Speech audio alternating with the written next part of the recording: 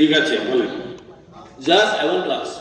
তাড়াতাড়ি বলেন, তাড়াতাড়ি। মাননীয় অধ্যক্ষ মহোদয়, যে গতকালকে 22 তারিখ যে মাতা ত্রিপুরা সুন্দরী মন্দির উদ্বোধন হয়েছে, আমরা স্বাগত জানাই। মাননীয় যশস্ব প্রধানমন্ত্রী শ্রী নরেন্দ্র মোদীজির হাত ধরে উদ্বোধন হয়েছে। সেখানে যে মাণিক্য ডাইনাস্টির উত্তরাধিকারী মহারাজা প্রদীপ কিশোর মাণিক্য দেববর্মাকে কেন আমন্ত্রণ দেওয়া হয়নি, এটা সারা রাজ্যে Tripura sentiment S a public representative আমরা কিছু জানতে চাই। তো ওইখানে কেন মহারাজা প্রদীপ কিশোর মাণিক্য বাহাদুরকে কেন আমন্ত্রণ দেওয়া হয়নি? তো কাইন্ডলি প্লিজ এটা একটু জানতে চাই। ঠিক আছে। মাননীয় স্পিকার ইনচার্জ মহোদয়, যদিও এই মাতা ত্রিপুরা সুন্দরী মন্দির ট্যুরিজম দপ্তরের অধীন, কিন্তু আমরা একটা টিমওয়ার্ক আমরা পরিলক্ষিত করেছি এই উদ্বোধনকে কেন্দ্র করে। এবং এখানে আমাদের প্রাইম মিনিস্টার অফিস থেকে পাঠানো যে লিস্ট অফ ডিগনিটারিজ যারা বিভিন্ন ফেজ ওয়াইজ বিভিন্ন জায়গায় থাকবে তাদের নামও আছে, এবং সেখানে রাজ পরিবারের সদস্য এবং আমাদের পূর্ব আসনের মেম্বার অফ পার্লামেন্ট শ্রীমতী কৃতি দেবী সিং নামও রাখা হয়েছে। অনারেবল মিনিস্টার অনিমেষ দেববর্মা উনি আমাদের সঙ্গে লাইন আপে ছিলেন রিসেপশন কমিটি মাতাবাড়ির মন্দির। তার বাইরে এখানে পাঠানলাল এবং আমাদের গোমতী জেলার যারা বিভিন্ন এমএলএরা রয়েছেন তাদের নামও বিভিন্ন লাইন আপে আমরা রেখেছি। অ্যাকচুয়ালি আপনি নিশ্চয়ই জানবেন এবং মাননীয় সদস্য নিশ্চয়ই জানবে যে অ্যাজ পার প্রোটোকল যা সমস্ত কিছু এখানে রাজ্য লেভেলে কোনো কিছু নির্ধারিত হয় না।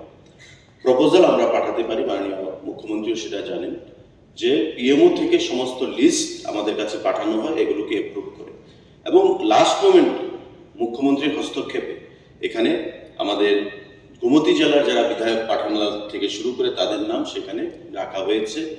কৃতি দেবী সিং আসতে পারেননি, মোস্ট প্রবলি উনি একটা অ্যাক্সিডেন্টে হয়েছে, না উনি ট্রিটমেন্টে রয়েছে, কিন্তু আমাদের শরিক দল ত্রিপুরা মথার মাননীয় সদস্য মাননীয় মন্ত্রী আমাদের সঙ্গে নিজেই ছিলেন এবং অন্যান্য সদস্যরাও সেখানে ছিলেন।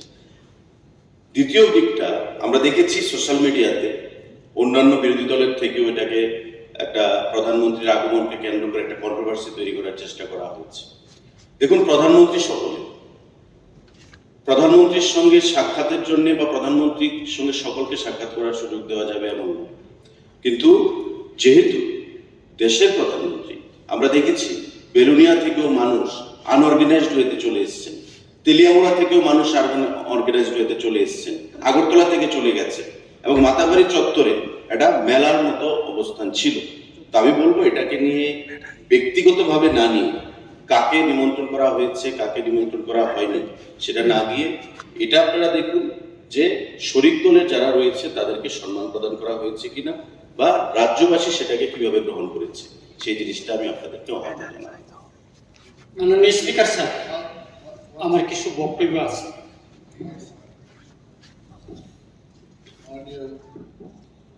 মাননীয় ডেপুটি স্পিকার মহোদয়, আমি এই হাউসের অবগতির জন্য বলছি, মাননীয় সদস্যরা যে প্রশ্নটা তুলেছে যে রাজ পরিবারের কাউকে কেন সেখানে নিমন্ত্রণ করা, যখন গ্রুপ অফ মিনিস্টার্স মানে আমাদের সকল মন্ত্রী মহোদয়রা ছিলেন, অফিসার্সরা ছিলেন, এইটাকে নিয়ে যখন লিস্টটা তৈরি হয়, আমি ছিলাম, মাননীয় মন্ত্রী মহোদয়গণ ছিলেন সেখানে, আমি অনুরোধ করেছিলাম যে রাজা ধন্য মাণিক্যের সময় থেকে কিন্তু এই মন্দিরটা শুরু হয়, এবং সেকাল থেকে রাজ পুরোহিতরা আজও সেই কালের রাজাদের এবং ওনাদের যে বংশধরের, আজকে আমাদের প্রদ্যুৎ কিশোর দেববর্মন, ওনার নামে কিন্তু সেখানে পূজা দেওয়া হয়। তো আমি অনুরোধ করেছিলাম যে রাজ পরিবারে অন্তত একজনকে সেখানে আমন্ত্রণ করা হোক, যেহেতু সমাজপতিদের নিমন্ত্রণ করা হচ্ছে, বা পদ্মশ্রী চিত্তরঞ্জন দেববর্মাকে সেখানে আমন্ত্রণ করা হচ্ছে, তখন এগুলো আলোচনা হয়েছে এবং সব দিক থেকে বিচার বিশ্লেষণ করে পিএমও থেকে, আমি যতটুকু জানি, পিএমও থেকে বলা হলো যে যত সংক্ষিপ্ত আকারে এই প্রোগ্রামটা করা যায় এটা করার জন্য আমাকে এবার বোঝানো হলো। এবং রাজমাতার নাম আমি বিশেষ করে বারবার অনুরোধ করেছি যে উনাকে রাজ পরিবারের থেকে আমন্ত্রণ জানানো। তখন উনার সেখানে উনি দাঁড়িয়ে থাকবেন কিনা, প্রধানমন্ত্রীর সাথে উনি মন্দিরের ভেতরে যাবেন কিনা, এইগুলো নিয়ে বিশদভাবে আলোচনা হয়েছে।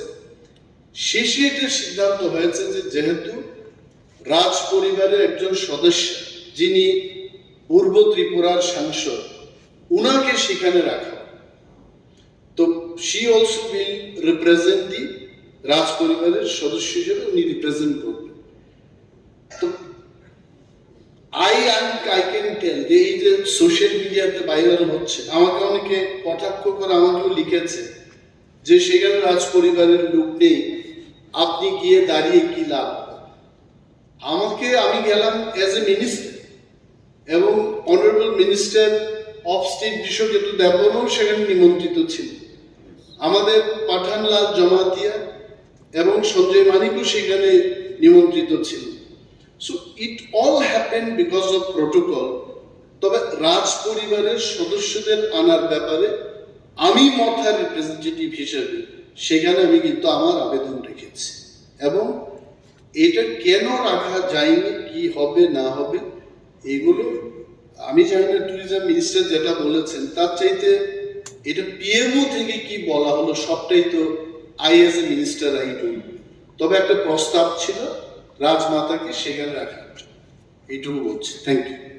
হচ্ছে 1501 খ্রিস্টাব্দে মহারাজা দৈন্য মানিকের সময় এই মন্দিরটা নির্মিত হয়েছিল, এবং এটা পূজা যখন এই মন্দিরটা নির্মিত হয়েছিল তখন থেকে কিন্তু রাজ পরিবারের কারো নাম নিয়ে ওইখানে পূজা চলত। এখনো আমাদের মহারাজা প্রদ্যোৎ কিশোর মানিকের নামে পূজা এখানে চলে। আমাদের সকলের একটা অনুরোধ ছিল, বা এটা আমাদের বলার প্রয়োজন ছিল না, যে রাজ পরিবারে আমাদের প্রটোকল অনুসারে আমাদের পরবর্তী করা যিনি এমপি উনি প্রটোকল হিসেবে সেখানে যাবেন, আমাদের মন্ত্রী মহোদয়রা ওরা প্রটোকল হিসেবে সেখানে গিয়েছেন, কিন্তু রাজ পরিবারে একজন রাজমাতা রয়েছে, সেখানে মহারাজ চিত্তরঞ্জন দেববর্মাকে আমন্ত্রণ জানানো হয়েছে, সেখানে বিভিন্ন সমাজপতিদেরকে আমন্ত্রণ জানানো হয়েছে।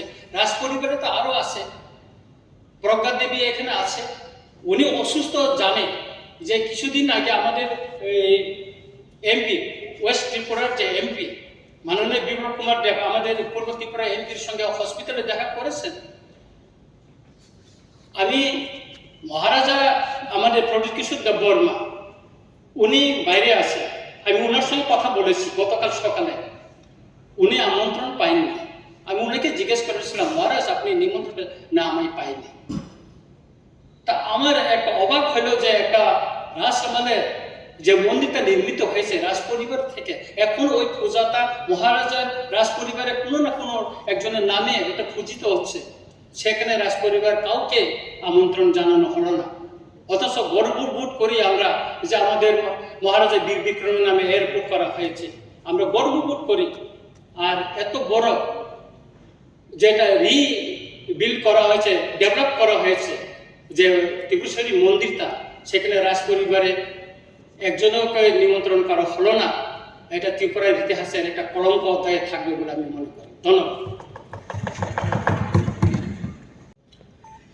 কারণে কারণে মাননীয় মুখ্যমন্ত্রী একটা মিটিং ডেকেছিলেন প্রাইম মিনিস্টারের ভিজিটের ব্যাপারে। ক্যাবিনেট মন্ত্রীদের মধ্যে আমি একজন ছিলাম, অন্যরাও ছিলেন। এখান থেকে বিভিন্ন প্রস্তাব একটু আগে অরুণবাবু বলেছেন এবং ট্যুরিজম মিনিস্টার বলেছেন। প্রাইম মিনিস্টারের ভিজিটটা আমরাও কোনো কোনো ক্ষেত্রে অসন্তুষ্ট। আমাদের অভিষেকবাবু রাগই করেছে এগিয়ে যাওয়ার জন্য। একটা যে প্রোগ্রাম পাঠিয়েছে সাউথ ব্লকের পাবলিক ডকুমেন্ট, এরপরে কে থাকবে প্রশ্ন উঠেছে। আমরা এখান থেকে ঠিক করলাম যে রাজীব ভট্টাচার্য থাকবেন এমপি, বিপ্লব কুমার থাকবেন এমপি, কৃতি দেববর্মা থাকবেন এমপি, দীপক মজুমদার, জিতেন্দ্র সিনহা মানে চিফ সেক্রেটারি, ডিজি, ডিএম বস্তিপুরা এবং নমিত পাঠক এসপি বস্তিপুরা রিসিভ করেছে সাউথ ব্লকে। রাতারাতি চেঞ্জ। আমি নিজে কৃতি দেববর্মার সাথে কথা বলেছি, নিজে, ম্যাডাম আমাকে দায়িত্ব দেওয়া হয়েছে, এখানে ব্রিজেশ পান্ডে হচ্ছে সেক্রেটারি হচ্ছে প্রেজেন্ট ইয়ার, আমি অসত্য তথ্য বলি না বিধানসভা, কেউ বলতে চায় না, আমি ডাইরেক্ট বলেছি। অনিবার্য বললো যে আপনি কথা বলুন, আমি ডাইরেক্ট কথা বলেছি, ম্যাডাম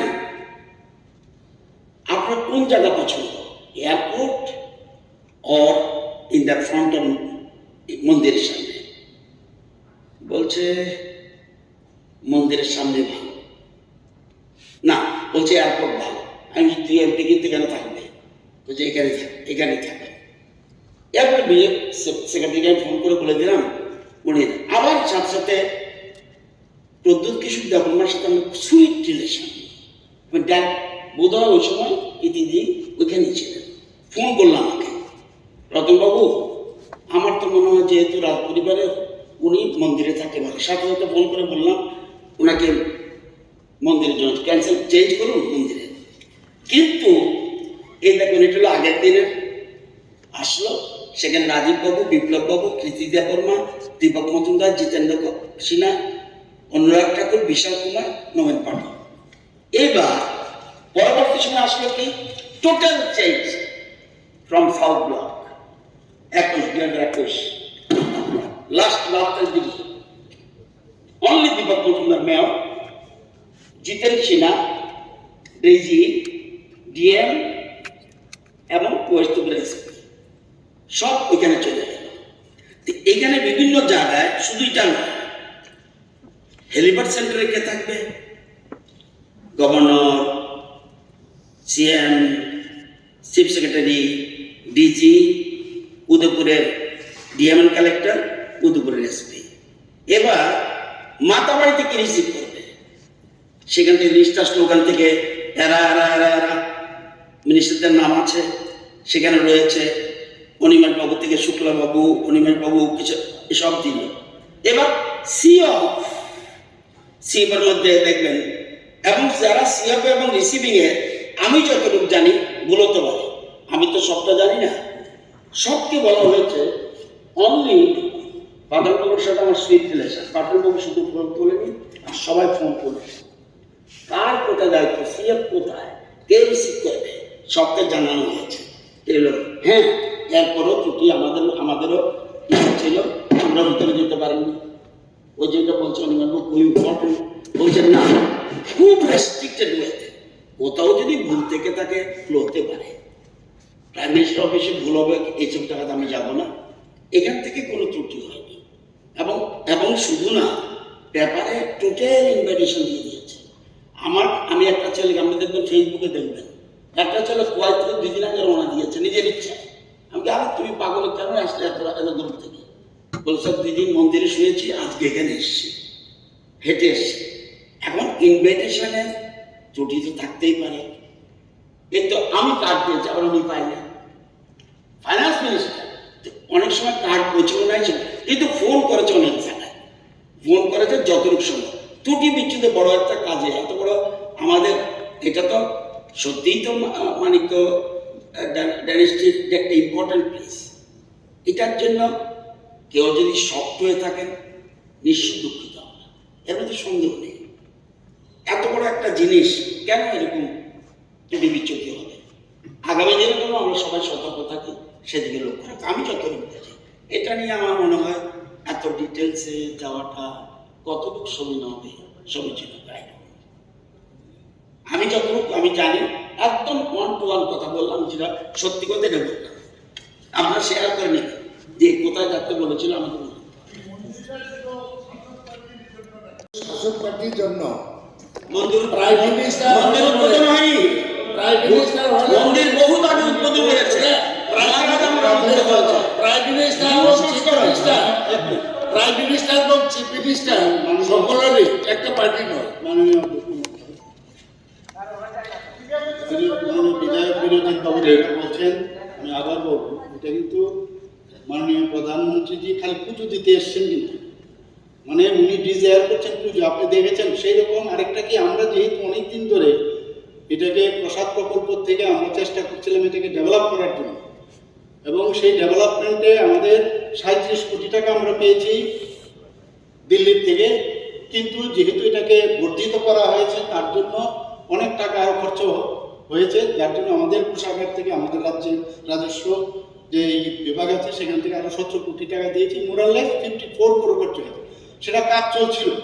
মাননীয় প্রধানমন্ত্রীজি কোনো এই ধরনের যদি আজকে একটা অফিসিয়াল বিরাট প্রোগ্রাম হতো, সিম্পলি আপনারাও দেখেছেন উনি খালি পুজো দিতে এসছেন, এখানে কোনো যে সরকারি প্রোগ্রাম করে একটা বিরাট কোনো একটা ইনোগ্রেশন করেছে 3000 কোটি টাকা 4000 কোটি টাকা এরকমও তো ছিল না। উনি এসছেন, আপনারা দেখেছেন, এসে চুপচাপ, মানে যেভাবে ওনার যে আসার যে আমরা দেখেছি ওনার সব কিছু একদম পূজা দেওয়া ছাড়া অন্য কিছু বিষয় না। আর যেহেতু আমাদের এই কাজটা অনেকদিন ধরেই উনি যেহেতু আসছেন পূজা দিতে, উনি প্লাগটা খালি ইনোগ্রেট করে চলে গেছেন, কোনো কিচ্ছু বলেনি, কোনো সাংবাদিক সম্মেলন করেনি, কিচ্ছু করেনি, কাজে পুজো দেওয়ার লক্ষ্যেই কিন্তু উনি এসছেন। ঠিক আছে, এখন আমাদের